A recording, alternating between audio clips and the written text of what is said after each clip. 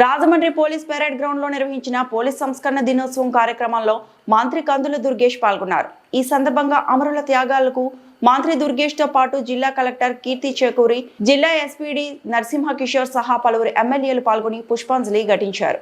ఈ సందర్భంగా మంత్రి కందుల దుర్గేష్ మాట్లాడుతూ, కుటుంబం కంటే ప్రజల భద్రతకు ఎక్కువ ప్రాధాన్యత ఇచ్చే పోలీసుల సేవలు అమూల్యమైనవి. రాష్ట్ర ప్రభుత్వం పోలీసుల పట్ల నిబద్ధతతో ఉందని పేర్కొన్నారు. సమాజంలో శాంతి, భద్రతలను కాపాడే కీలక బాధ్యత పోలీసులు నిర్వహిస్తున్నారు. దేశం కోసం ప్రాణత్యాగం చేసిన 191 మంది అమరుల వీరోచిత సేవలను స్మరించుకోవడం గర్వకారణమని తెలిపారు. దేశ భద్రత కోసం త్యాగం చేసిన అమరుల జ్ఞాపకార్థం నిర్వహించే ఈ కార్యక్రమం ప్రతి పోలీసుకి స్ఫూర్తిదాయకమన్నారు. మాదక ద్రవ్యాలు, సింథటిక్ డ్రగ్స్ లాంటి సామాజిక సమస్యలను ఎదుర్కోవడంలో పోలీసులు మరింత కృషి చేయాలని కందుల దుర్గేష్ పిలుపునిచ్చారు.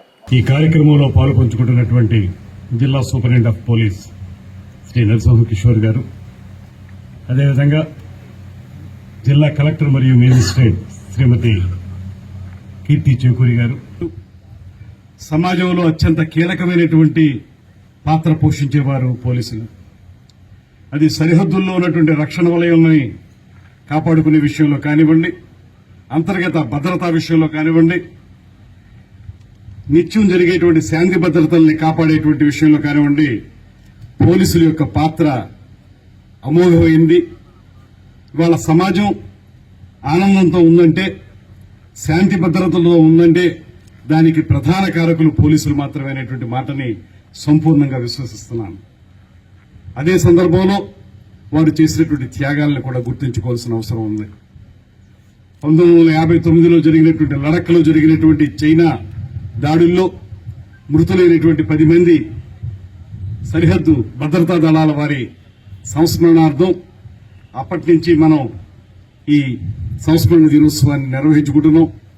అయితే ఇది ఆ రోజుతో ఆగకుండా ప్రతి సంవత్సరం కూడా ఒక పక్కన దుష్ట దేశాలు మన మీద దండెత్తినప్పుడు మన దేశాన్ని కాపాడడానికి అక్కడ ఉన్నటువంటి సరిహద్దు భద్రతా దళాలు చేసేటువంటి ప్రయత్నాలు, దాంతోపాటు దేశంలో శాంతి భద్రతలను కాపాడడానికి, ముఖ్యంగా తీవ్రవాదాన్ని అణిచివేయడానికి పోలీసులు చేసేటువంటి ప్రయత్నంలో అమరులైనటువంటి అనేక మంది పోలీసులు, వారందరూ కూడా తమ కుటుంబాలని కాదనుకుని, తమ కుటుంబం కంటే దేశం ముఖ్యం, శాంతి భద్రతలు ముఖ్యం అనేటువంటి ఆలోచనతోటి వారు చేసిన త్యాగం మా అందరికీ మార్గదర్శకం అనేటువంటి మాటను కూడా ఈ సందర్భంగా తెలియజేస్తున్నాను.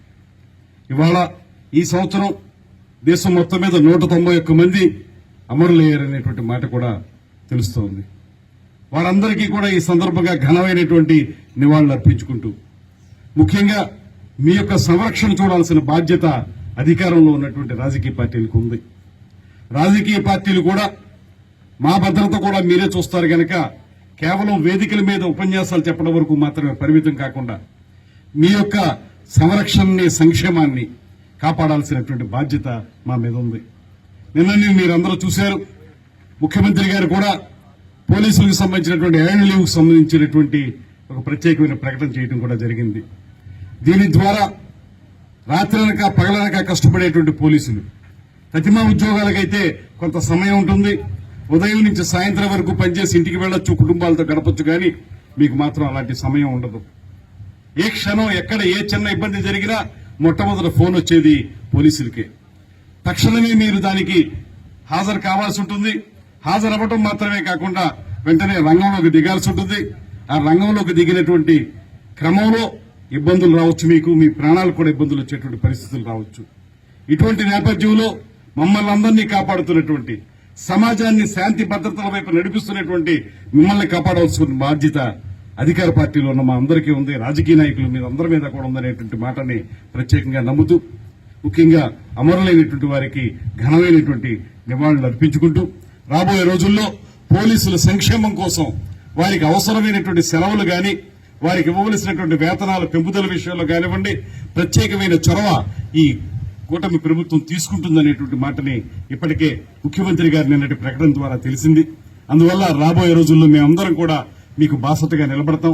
మీరందరూ చూపించేటువంటి చొరవ గాని, ధైర్యం గాని మా అందరికీ మార్గదర్శకం అనేటువంటి మాటను కూడా మరొకసారి తెలియజేసుకుంటూ, ఈ కార్యక్రమంలో పాల్పంచుకోవడం అనేది కించెత్తు బాధ పరితప్త హృదయాలతో కూర్చున్నప్పటికీ కూడా ఏదైనప్పటికీ మేము మీకు బాసటగా ఉంటామనేటువంటి మాట చెప్పడానికి ఇక్కడ రావడం జరిగింది. అమరవీరులు తలుచుకున్నప్పుడు మనసు చాలా బాధగా ఉంటుంది. ఎంతో జీవితం ఉన్నటువంటి వారు, వాళ్ళ కుటుంబాలను పోషించుకోవాల్సిన వారు తమ జీవితాలను కోల్పోయిన సందర్భాన్ని గుర్తు చేసుకుంటూ వారికి మరొక మారు మనందరి యొక్క ప్రత్యేకమైనటువంటి నివాళులు అర్పించుకుంటూ సెలవు తీసుకుంటున్నాం.